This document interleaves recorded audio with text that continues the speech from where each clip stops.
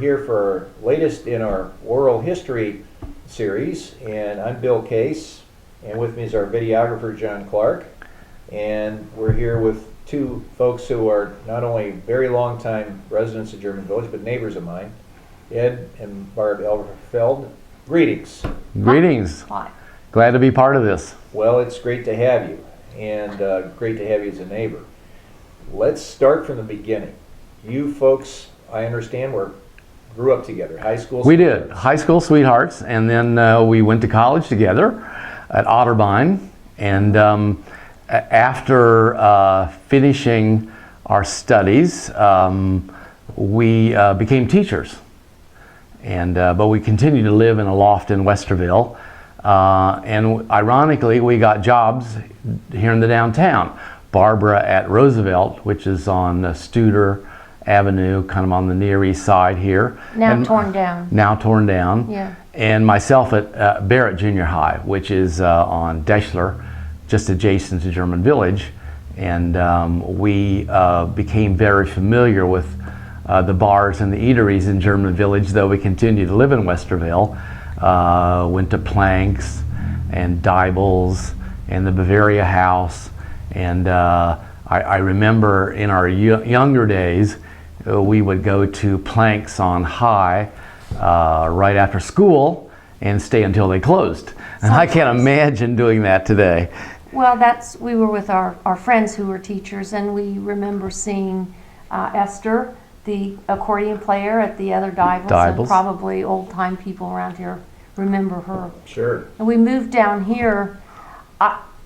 We decided to move down here, to my recollection, when Westerville got one too many traffic lights. They put in a traffic light at the corner of Schrock and Cleveland, which at the time was just a small road, and now it's a major thoroughfare up there. And we decided it was time to move closer to work and get out of the suburbs, because we didn't want to drive 30 minutes a day one way, if you were lucky. So that's why we started looking down here after we got kicked out of our apartment. Did you both decide together you wanted to be teachers? You knew each other before you made that decision, I take it, or was that? I don't know. How did that come together? We both enjoyed schools and education, and I would say I was encouraged to become a teacher by having a low draft number, and you could get out of the Army by being a teacher, and so that was an extra added attraction. But I started doing that, and I really enjoyed it. So it wasn't even after the war ended, I said, this I could definitely make a career at. And you were involved as an art teacher in photography? Art, but since I needed a job right away, we both kind of finished school early and had the opportunity to get hired on right away. Initially, you were a history teacher. Yes, history, and I was even teaching English classes because I needed a job right away. And so within a week of graduating, which was actually in December, I was working, and then she graduated in April. And I got a job the very week I graduated. I became a teacher mostly because of a teacher I had, and I became an English teacher because she was an English teacher, and I really enjoyed her class, and she was the kind of person that made you feel comfortable and enjoy what you were doing, and I think that's why I became a teacher. But you weren't teaching at the same school? No. No. We never did until my last assignment. After I was a supervising teacher for a while, I went back to the classroom, and I was then at Fort Hays, where he was, but we never taught together before that. Yeah, but I was convinced also that that the automobile was not sustainable. So, even then? Back in the 1970s. What year were you married? We were married in 69. Okay. And then moved to the village. We started looking in 74, and I wanted to make sure I had a house so I could ride my bike to work. And I rode my bike to work every day for quite a long period of time. There's a story involved with your house search. Yes, we knew we wanted to live in the village, and so every night after school, we would drive the streets of the village looking for all the houses that were advertised. Virginia Wells showed us a few houses. Pat Phillips showed us a few houses. Pretty much anything that was on the market at that time, because the landlord in Westerville wanted us out. So we're Should looking we tell them why? Well, He wanted to move a young lady in. Yes, that's okay. that's another No story. offense. Yeah, Yeah. right.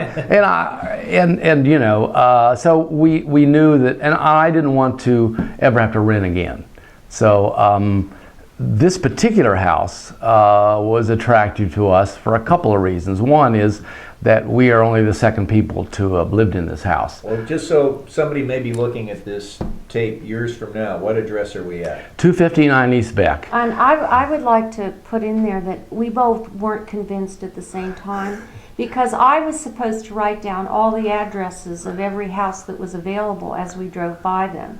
And I purposely did not write this one down. Because it looked pretty bad. Just because of the way the front porch looked and the dirty brick. And I thought, I hope he doesn't see that. And then the next day he went riding around on his bike or whatever, Right. or in the Carmangia, Oh, I yeah, guess, from right. school at that time. And he saw it and said, why didn't you write that down? How old is this house? About 1910, I think. Yeah, I think it was built. And, And you, just skipping ahead, you became the second owner. yes, I understand. Mr. and Mrs. Weaver. Mr. Weaver built the house. He was the custodian We were at the Beck second Street people to School. live in it. Second people lived in it. Mr. Weaver died in the late 60s. Mrs. Weaver stayed on till the early 70s. No, it couldn't have been 70 because we Well, moved in then. No, I know, it's like 1970. Oh. And then when she died, the house was empty for 5 years. And a doctor whose name was I forget. Hurd bought the house kind of on spec. And, But they never lived and they here. never lived here, and they kind of put it up for sale. And when we came into the house the first time, a lot of Mrs. Weaver's stuff was still here. They never really cleaned the house out. What was And the condition of the house? it was in a very rough condition. Like at the south side, the windows had fallen out. And he replaced the window before we even made a contract on it. We looked in there and he knew he wanted the house and he repaired the window. Another bad thing about the You're not house. supposed to do that No, before you... I know I you're know. not. I know, but I thought I wanted to say whatever was It there. turns out that the guy who owned it, you said it was Hurd, I don't know, but his son apparently had a few parties here, and one of the things they did was to sunbathe on the roof by crawling out the bathroom window. And so the only part of our house right now that doesn't have a slate roof is over the porch, because they totally destroyed the slate there, and we as a young couple did not have enough money to replace it with slate. So that's something I'm going to It's have on to our start list. time It definitely is. to fix up. Now, Back to how you... yeah, okay. well, we were interested in the house because it had not largely been remodeled or rehabbed. It's very, very old feeling, and most of the houses didn't have that feeling. But the real kicker, as we wandered around the house, looking at a lot of Mrs. Weaver's old belongings, some of her furniture, in the front room I found an old telephone table. And on that telephone table was a Columbus City phone directory flopped open. And it had often obviously been open there for the 5 years the house was empty, because you blew on it and the dust went everywhere and the pages were very cracked. And I became fascinated by the fact that this book had just been laying there all those years, and had the shock of my life when I looked and saw our names on an open page. And On the one that it was turned to. the one that it was turned In to, the whole phone book. and I thought, okay, this is it. We're buying the house. The Weavers have sent us a message that this is the house we should buy. And over my wife's objections, I said, no more discussion. Whatever they want, we're buying this house. The other piece of furniture that was here was her potty chair, because the only bathroom was upstairs, and so she was confined down here at the time. And then when we were later cleaning out an attic or something, we found a little wood carving that she had done.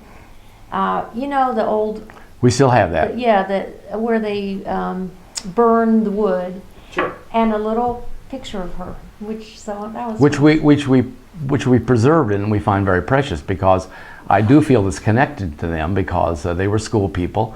They built the house, and I Well- do think in a way they sent us a message. Well, This is the place for you. We were told, I don't know if this is true, but we were told that he was the custodian at Beck Street School for many, many years, and that he built a lot of this house himself. So I don't know if that's true, but that was the story that the realtor told us.